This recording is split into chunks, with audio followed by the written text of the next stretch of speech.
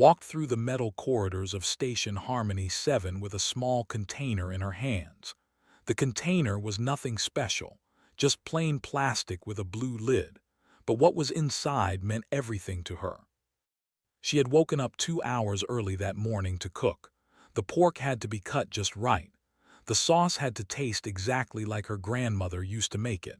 The kimchi was from her own batch, fermented for 3 weeks in her small quarters. It was not just food, it was memory, it was love, it was home. The station was huge. Over 50,000 beings lived here from more than 200 different species. Some had scales, some had feathers, some had too many eyes or too many legs. Had learned to work with all of them in her 5 years as an engineer. She fixed the machines that kept everyone breathing. She was good at her job. She was quiet. She did not cause trouble. The communal eating area in Sector 12 was busy when she arrived. Beings of all shapes and sizes sat at tables, eating foods that could not even name. Some smelled wonderful. Some smelled like burning plastic. She had learned to ignore most of it. She walked to the refrigeration unit and opened the door. Cold air touched her face. She placed her container on the shelf marked for humans and closed the door. Her shift started in 10 minutes. She would eat later. The morning passed like every other morning. She crawled through maintenance tunnels. She replaced filters. She checked oxygen levels. She talked to her, a quiet man named who always smiled but never said much. The work was hard but honest, like honest work. When lunchtime came, she walked back to Sector 12. Her stomach was empty. Her mind was full of thoughts about her grandmother's recipe. She could almost taste the sweet and spicy pork on her tongue. The refrigeration unit was surrounded by a small crowd when she arrived. This was strange. Pushed through gently, saying "excuse me" in 3 different languages. When she reached the front, she stopped. Stood there. His name was, knew him by reputation. They were tall, with hard shells like insects and 4 powerful arms. They came from a warrior culture. They believed strength was everything. Was known for being loud, rude, and cruel. He thought himself better than everyone else. He was holding her container. Felt her heart go cold. She stepped forward. Her voice was calm when she spoke. "Excuse me, that is mine." Looked down at her. He was almost 3 times her size. His mandibles clicked together in what passed for a smile among his kind. "I found it in the common unit.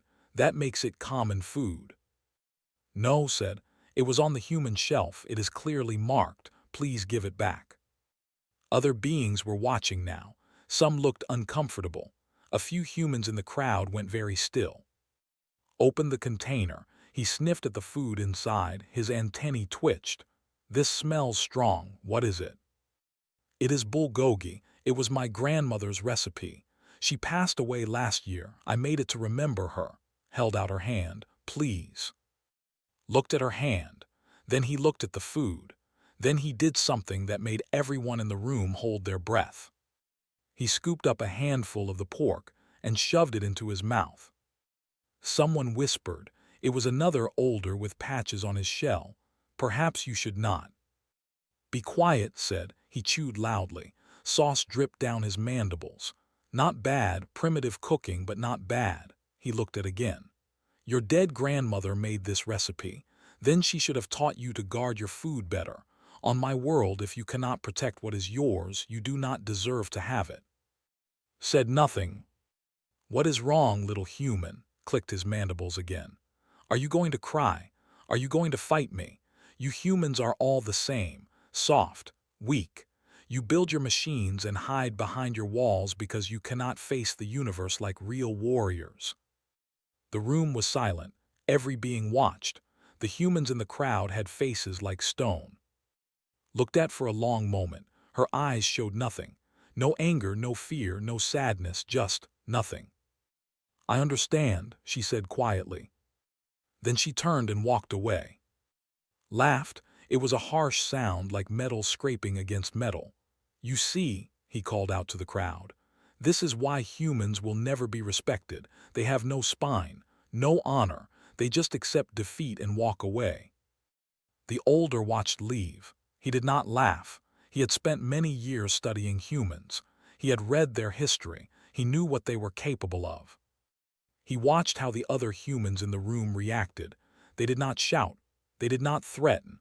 They simply looked at each other. Small nods, brief glances, silent understanding. Then one by one, they left the room. The older felt something cold settle in his stomach. He had seen this before in old recordings from human history. The quiet before the storm.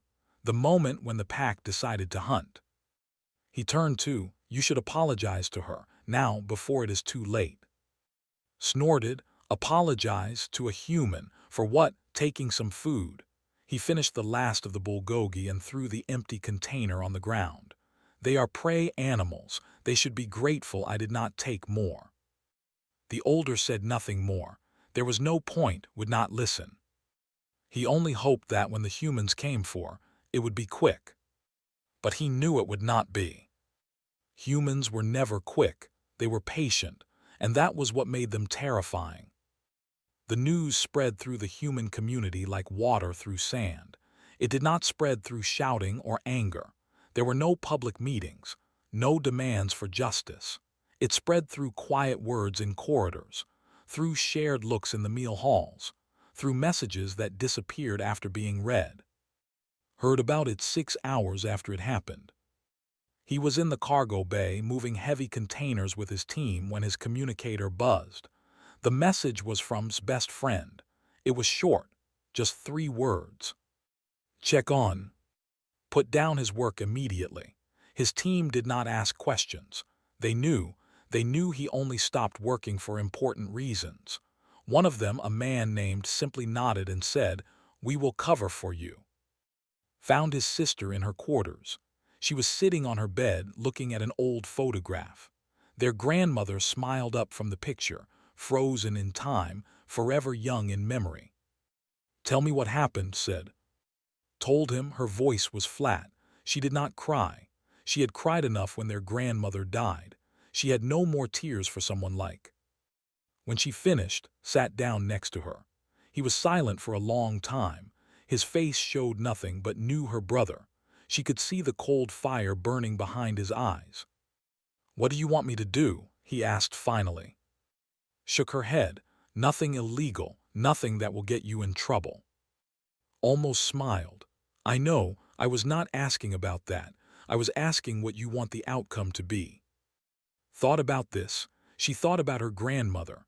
She thought about all the times aliens on this station had looked down on humans, called them weak, called them soft, called them prey. "I want him to understand," she said quietly. "I want him to know that he made a mistake.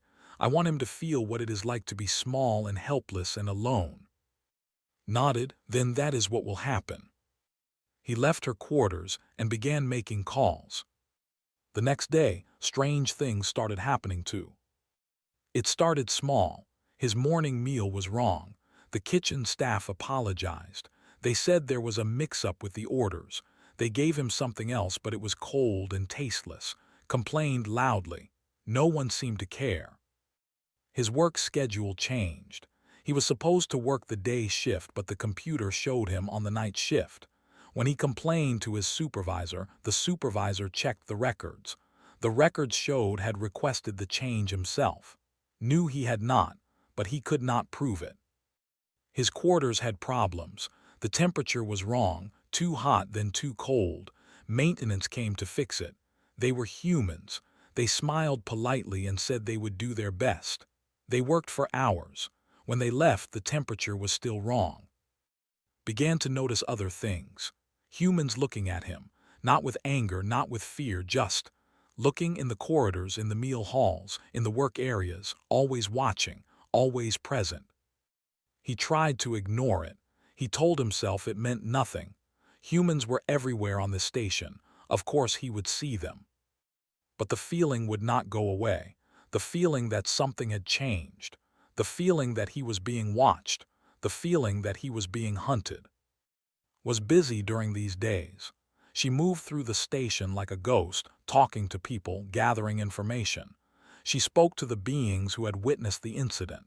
She recorded their statements, everything legal, everything proper. She was building a case, piece by piece, just in case it was needed later. She also spoke to non-humans who had worked with before. She learned that he had a history of cruelty. He had hurt others. He had stolen before. He had threatened and bullied his way through life, and no one had ever stopped him because his species was strong and his family had connections. Smiled when she heard this, not a happy smile, a patient smile. That will change, she said to herself. On the third day, the older diplomat found in a corridor. His name was, and he had lived among many species for over 40 years. He understood things that younger did not. You need to apologize to the human, said. You need to do it publicly. You need to do it now. Laughed at him. You are old and afraid. The humans have done nothing. They cannot do anything. They are weak. They are not weak, said. His voice was serious. They are patient. There is a difference, a very important difference. Patient, clicked his mandibles. What can patience do against strength? If they want to fight me, let them try. I will break them like I break everything else. Shook his head slowly. You do not understand. Humans do not fight like we do. They do not charge at their enemies. They do not roar and show their strength. They wait. They watch. They learn your weaknesses. And then when you are tired and confused and alone, they come for you, all of them, together. You speak of them like they are predators, said. They are predators, replied. The most dangerous kind. They are pack hunters. On their home world they did not have claws or fangs or armor. They were small and soft, just like you said. But they hunted animals 10 times their size. Do you know how? Did not answer. They chased them, said. Not fast, slow, steady. They followed their prey for days without stopping. They never let it rest. They never let it drink. They never let it feel safe. And when the prey finally collapsed from exhaustion, the humans would walk up to it calmly and kill it. Leaned closer. That is what they are doing to you now. They are chasing you. You cannot see it yet, but you will. And when you finally understand what is happening, it will be too late. Pushed past him. You are a fool and a coward. I am not afraid of humans. Watched him go. He felt sadness but not surprise. Young warriors never listened. They only learned through pain. He hoped would survive long enough to learn anything at all. That night could not sleep. Every sound made him jump. Every shadow seemed wrong. He told himself it was nothing, just stress, just paranoia. But deep inside, in a place he did not want to look, he was beginning to understand. The hunt had begun. 1 week passed, then 2. Life became a waking nightmare. Nothing worked properly anymore. His door would stick, his lights would flicker, his food would arrive late, and when it did arrive, it was always wrong. Cold when it should be hot, sour when it should be sweet, never poisoned, never dangerous, just wrong enough to ruin every meal. His work became impossible. Tools went missing. Files disappeared from his computer. His received messages that had insulted them, messages he never sent. Slowly, the other began to avoid him. They did not want trouble. They did not want to be connected to whatever was happening. Complained to station security. They investigated. They found nothing. No evidence of wrongdoing, no proof of conspiracy. Everything that happened to him could be explained as accidents, bad luck, computer errors, human error. But knew better. He saw the pattern. He felt the net closing around him. And everywhere he went, human eyes followed. They never spoke to him. They never threatened him. They just watched, in the corridors, in the lifts, in the work areas. Sometimes he would turn a corner and find a human standing there looking at something else. But he knew. He knew they were watching. He stopped sleeping more than a few hours at a time. Dark circles appeared under his eyes. His movements became jerky and nervous. He started talking to himself. Other species noticed. They whispered about him. The proud warrior was falling apart and no one knew why. Watched from a distance. He never approached directly. He did not need to. He had friends everywhere on the station. Humans who worked in every department. humans who controlled the small things that made life comfortable. They did not need orders. They knew what to do.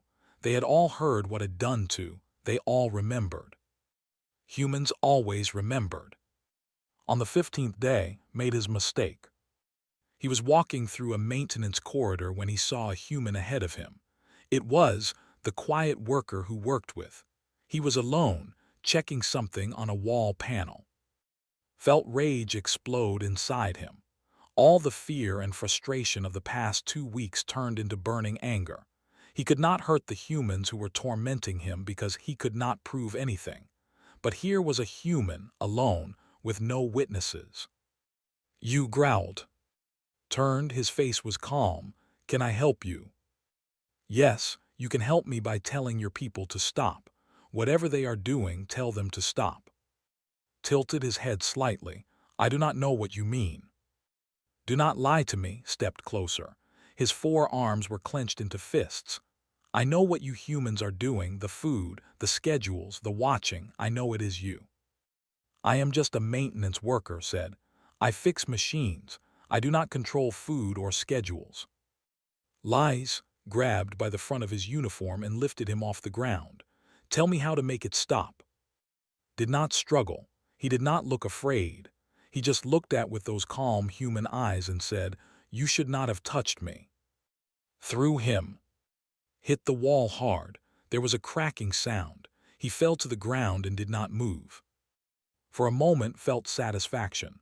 Finally he had done something. Finally he had shown strength. But then the satisfaction faded and fear took its place. What had he done? He looked around. The corridor was empty. No witnesses, no cameras that he could see. He ran. But there were cameras. Small ones hidden in places did not know about. And there were witnesses too. 2 aliens from a species called the, who had been working in a side room and had heard everything. They came out after was gone and found on the ground. One of them called for medical help. The other called station security. Arrived with the medical team. She looked down at its broken body and felt cold fury settle in her chest. 3 broken ribs, a fractured arm, internal bleeding. He would survive, but he would need weeks of treatment. She looked at the witnesses. Did you see who did this? The one of them said, He attacked without warning. We saw everything. Nodded slowly. Thank you for your honesty. Security will want your statements. The investigation was fast. The evidence was clear. The hidden cameras had recorded everything. The witnesses gave their statements. History of aggression was added to the file. The case was open and shut. But before security could arrest him, ran. He knew what would happen if he was caught. Assault on another being was a serious crime. He would be sent back to his home world in disgrace. His family would abandon him. His name would be marked forever. So he ran into the only place he thought security would not follow, the deep maintenance tunnels, the dark places between the walls of the station where only engineers went. He did not know that the maintenance tunnels were domain. Had worked in cargo for years, but before that he had been a maintenance engineer. He knew every tunnel, every passage, every hidden corner of the station. More importantly, his friends still worked there. They knew when someone entered the tunnels. They knew where that someone went. Received a message 30 minutes after entered the tunnels. It contained a map, a single point marked where was hiding. Looked at the map for a long time. Then he looked at a photograph on his desk, and their grandmother smiling together, happy and safe. He put on his work clothes and left his quarters. He did not tell anyone where he was going. He did not need to. Some things had to be done alone. The maintenance tunnels were dark and cold. Pipes ran along the walls like metal veins. The air smelled of oil and recycled oxygen. Most beings avoided these places. They were tight, confusing, and easy to get lost in. Crouched in a small chamber where 3 tunnels met, his breathing was fast and shallow. His forearms were wrapped around himself like he was trying to hold his body together. The proud warrior was gone. Only fear remained. He had been hiding for 6 hours. His communicator showed dozens of messages from station security. They wanted him to surrender. They promised fair treatment. They promised due process. Did not believe them. He had seen how the station treated those who hurt humans. The official punishment might be light, but the unofficial punishment would destroy him. He would never work again. He would never be accepted anywhere. The humans would make sure of that. So he stayed in the dark and waited for, he did not know what, a chance to escape maybe, a ship that would take him away from this station, anything. He heard a sound. Footsteps slow and steady, coming closer. Pressed himself against the wall. His eyes scanned the 3 tunnel entrances. The sound was coming from the left one, just one person by the sound of it.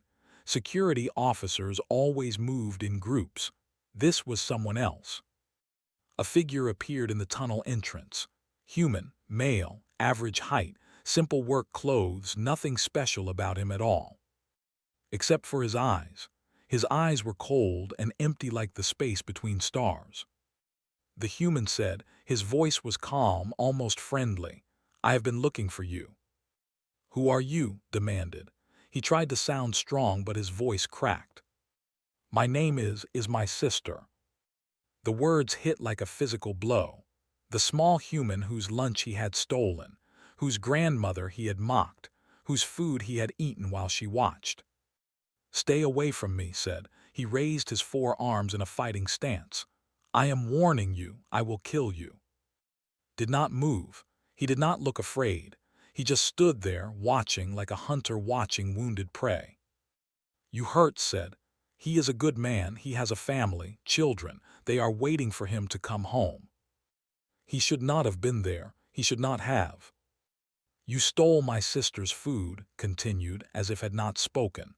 "That food was special to her. It was made with love, it was made with memory, and you took it. You ate it in front of her, you laughed at her." "It was just food," shouted, "just stupid human food." "You mocked our grandmother." His voice did not rise. It did not need to. "She raised us after our parents died. She taught us how to cook. She taught us how to survive. She taught us how to love. And you laughed at her memory." Backed away until his shell touched the wall. "I did not know. I did not understand."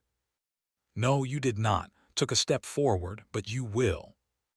What happened next was never recorded. The cameras in that section of the tunnel stopped working 3 minutes before arrived. Technical difficulties, the report said later. Power fluctuations. Nothing unusual.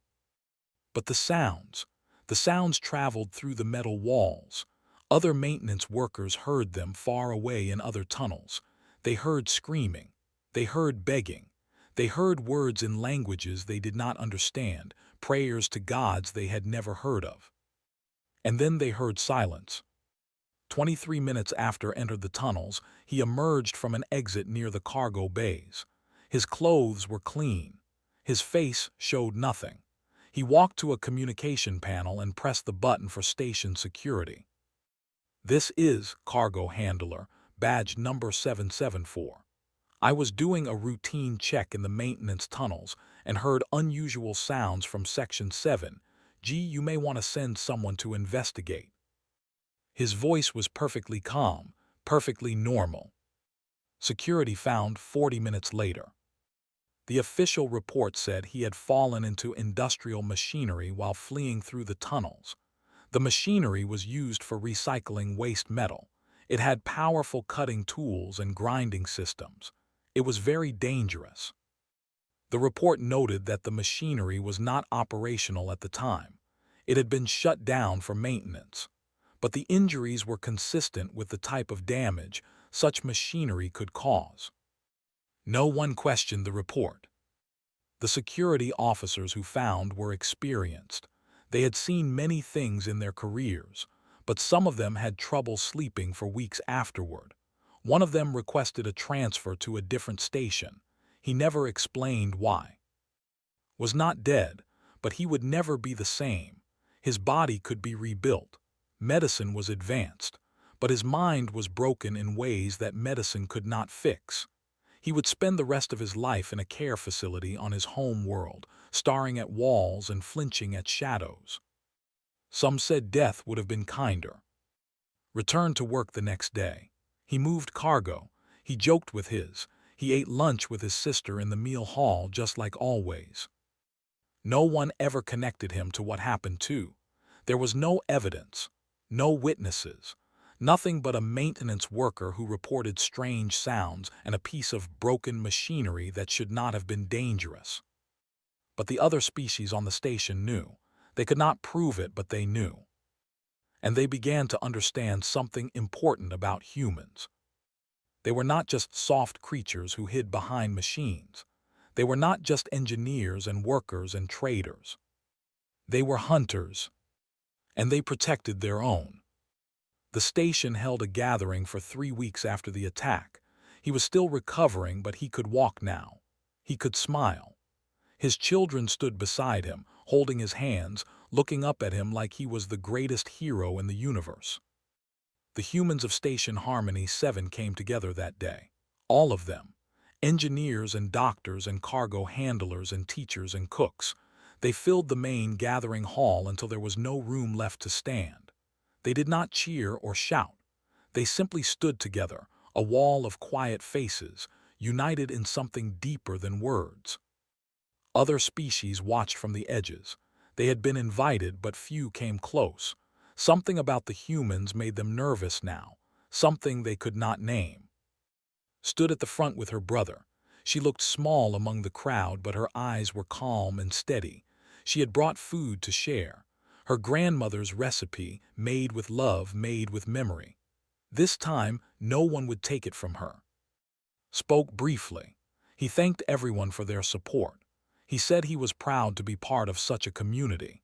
He said he would return to work soon, and when he did, he expected to find his tools exactly where he had left them. The crowd laughed. It was a warm sound, a human sound. But underneath the warmth there was something else, something that made the watching aliens shiver. After the gathering, the station commander received a visitor. It was the old diplomat. He looked tired. He looked like he had not slept well in weeks. "You wanted to see me," the commander said. She was human too. Her name was, and she had led this station for 12 years. She had seen many things in that time, but even she had been surprised by recent events. "I wanted to explain something," said, "about what happened, about what it means." "Please," pointed to a chair, "sit down." Sat, his old shell creaked as he moved. "The other species on this station are afraid," he said. "Not of the violence. We have all seen violence before. They are afraid because they do not understand." "What do they not understand?" Humans looked at her with ancient eyes. "We thought we understood you. We thought you were soft, friendly, weak in body but clever with machines. We thought you survived by hiding and building walls. And now we know the truth." His voice was heavy. "You are not prey animals, you never were. You are predators, the most dangerous kind." Said nothing, she just listened. "On most worlds, predators hunt alone," continued.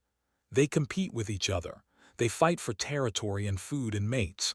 A lone predator can be strong, but it can also be defeated, outnumbered, outrun, outsmarted." He paused. "Humans are different. You hunt together. You share information. You coordinate without speaking. When one human is hurt, all humans respond. Not with blind rage, with patience, with planning, with terrible, terrible efficiency." "We protect our own," said simply. "Yes, and that is what terrifies us." Leaned forward. Was strong. He was a warrior from a warrior species. He could have killed any human in single combat, but that is not how humans fight. You do not fight alone, you fight as one. And against that, strength means nothing. He sat back. "There is an old story from your world. I found it while studying human history. It is about your ancestors long ago before you had cities or machines. They would hunt large animals by chasing them, not fast, slow, for hours, for days. The animal would run, but the humans would follow, always following, never stopping. until the animal collapsed from exhaustion and the humans would walk up to it and end its life. Persistence Hunting said, "Yes, that is what you did too. You chased him, not with your legs, with your patience, with your coordination, with your endless, terrible waiting. You broke him before anyone touched him. You made him run into the dark, alone and afraid." And then, did not finish the sentence. "I do not know what happened in those tunnels," said. Her voice was flat, official. "No, of course not," stood slowly. "I came to tell you that my government will be issuing new guidelines for our citizens on this station. We will teach them about human customs, about human food, about human family."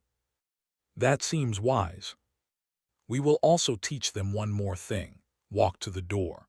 "We will teach them never to make a human go quiet, because when humans stop talking, stop arguing, stop complaining, that is when they are most dangerous. That is when the hunt has begun." He left without another word. Life on the station returned to normal after that, or almost normal. There were small changes. The food storage areas were reorganized. Each species got clearly marked sections. Signs were posted reminding everyone to respect the property of others. But the biggest change was harder to see. It was in the way other species looked at humans now. The casual disrespect was gone. The small cruelties had stopped. When a human spoke, others listened. When a human asked for something, others helped. Not because they had to, because they understood now. Months later, a young alien worker arrived at the station. He was fresh from his home world, eager and curious about the many species he would meet. On his first day, he walked into a meal hall and saw the refrigeration units with their clearly marked sections. He pointed at the human section. "Why does no one take food from there?" he asked an older worker. "I saw a take from the section yesterday. No one cared." The older worker, a scaled being with 6 eyes, looked at the human section. Then he looked at the group of humans eating at a nearby table. They were laughing, sharing stories, looking completely harmless. "Because," he said quietly, "humans are the only species in this coalition who hunted their world's apex predators to extinction. Not for food, not for survival. They did it because those predators were inconvenient." The young alien looked confused. "So, many species have done similar things." "Yes, but humans did it with patience." The older worker turned away. "They did not have claws or fangs or armor. They just followed and waited and remembered for as long as it took." He started walking toward his own table. "That is why we do not touch their food. That is why we do not insult their families. That is why we treat them with respect." He glanced back at the young alien one last time. "Because if you make an enemy of one human, you make an enemy of all of them. And they will never stop. They will never forget. They will follow you into the dark places of the universe and find you wherever you hide." The young alien looked at the humans again. They seemed so friendly, so soft, so harmless. But now, when he looked closer, he could see something else behind their smiles. Something ancient, something patient, something that had been chasing prey across endless plains since before his species had learned to walk. He decided he would always be very, very polite to humans. It seemed like the smart thing to do.